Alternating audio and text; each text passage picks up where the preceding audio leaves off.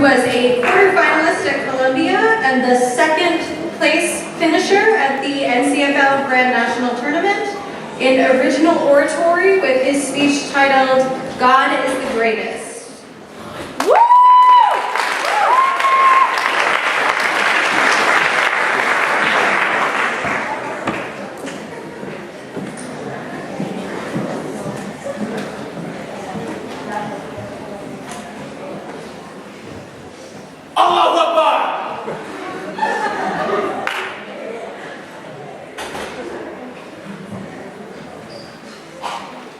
Phrase that is spat at in the context of a joke among my peers.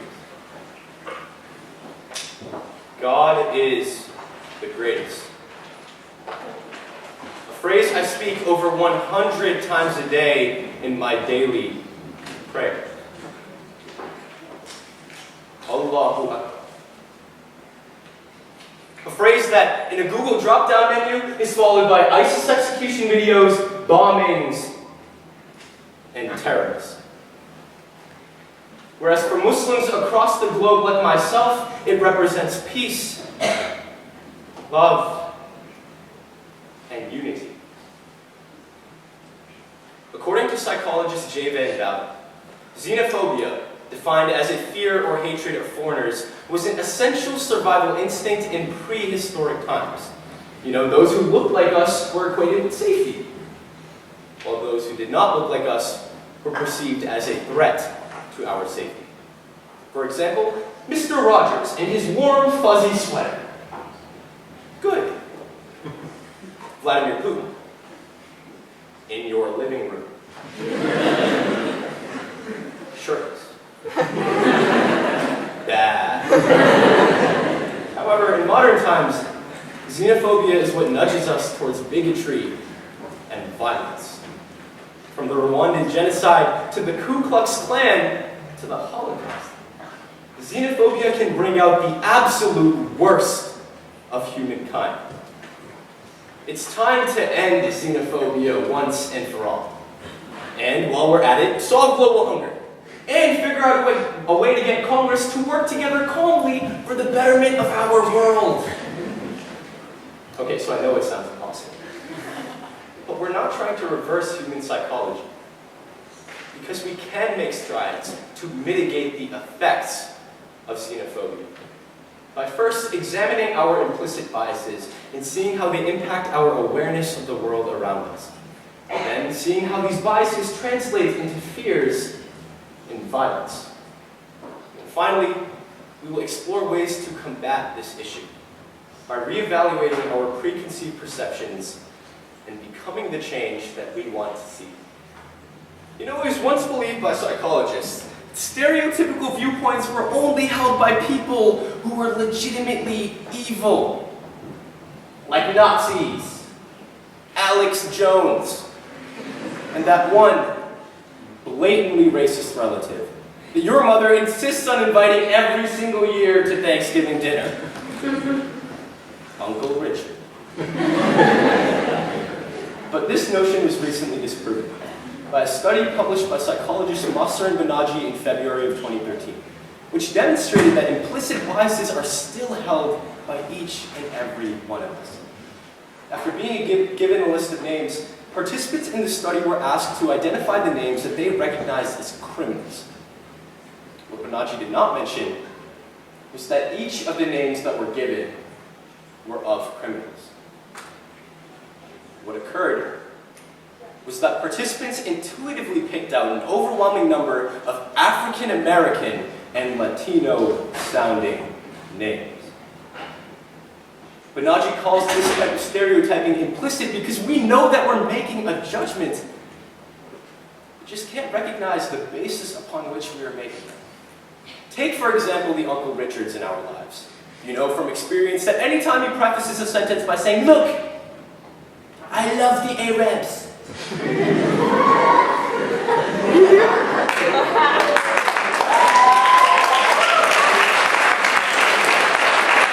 You know he's going to say something racist. And in addition to ignoring him, you're going to resist the urge to kick him underneath the table again. biases aren't always so trivial. They might help us to understand why, in the eyes of the law, names like Brock Turner are given moderate prosecutions to uphold their futures, whereas names like Laquan McDonald, Alton Sterling, Philando Castile, Tamir Rice, and Trayvon Martin all lose their lives. In the same way that fish don't recognize water, we as a complex society don't address or even recognize the blatant discrimination that we engage in and tolerate every single day. But fears are an emotional reaction, and it can't always be controlled. But that doesn't mean that what we fear is always informed or even plausible. Every year, Chapman University conducts a study of American fears, where they ask 1,500 adults what they fear the most. In 2016, the second most feared occurrence among Americans was a Muslim perpetrating a terrorist attack in their communities. To put this into perspective, according to the New America Foundation, since September 11, 2001, jihadists have killed 80 people in this country, which is tragic. However, in that same time period, the Center for Disease Control reports that 7,650 people have died from falling out of bed in the morning. That means that you are 99 times more likely to get killed by a Tempur-Pedic than you are from music. So clearly our fears don't arise pragmatically. They arise from that which is outside our realm of comprehensibility. When your only exposure to Muslims comes from comedy routines or media reports of abhorrent acts of terror, being fearful of them is inevitable. In a society where these depictions have become commonplace, our instincts have been trained to believe that Allahu Akbar equals violence. Which is no different than hallelujah.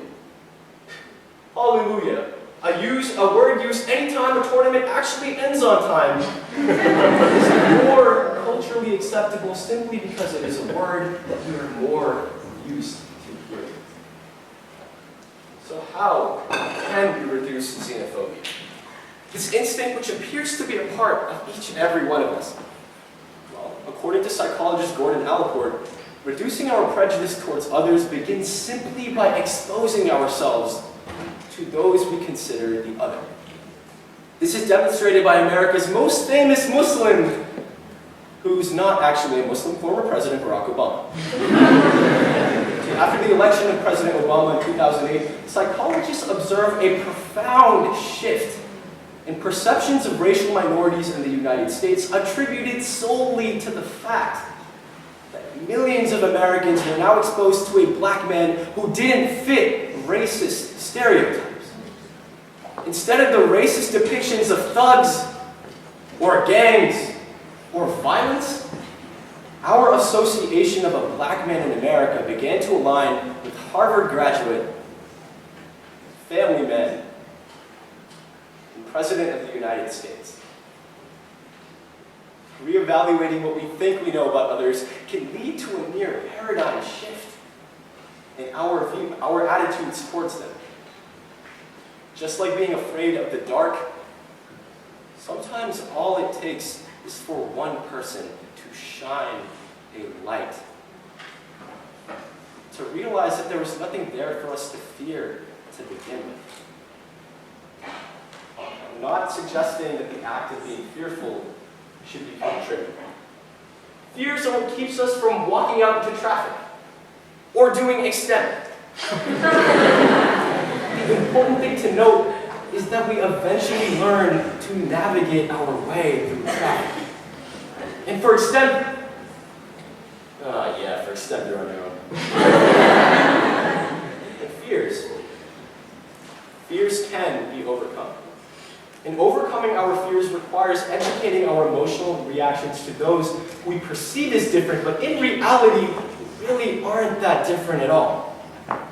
My religion has a verse in the Quran that reads in part, وَإِبَادُ الرَّحْمَنِ الَّذِينَ يَمْشُونَ عَلَى الْأَرْضِ هَوْنًا قَالُوا سَلَامًا. Blessed are those who walk the earth in humility, and when we address them, we say, peace. The Old Testament of the Jewish tradition has a line that reads, Lo yisa goy el goy cherev, velo ilmedu od milchama. No nation shall lift up sword against nation, and neither shall they learn war anymore. Christians use the prayer of St. Francis and say, Lord, make me a channel of your peace. Where there is hatred, let me bring love. We all pray for and seek the same things, and the sooner we realize that our perceived differences really aren't that different at all, we can change people's minds and we can change the world, one person at a time. The day that occurs is the day that you will truly hear me when I say, Allahu Akbar. God is the greatest.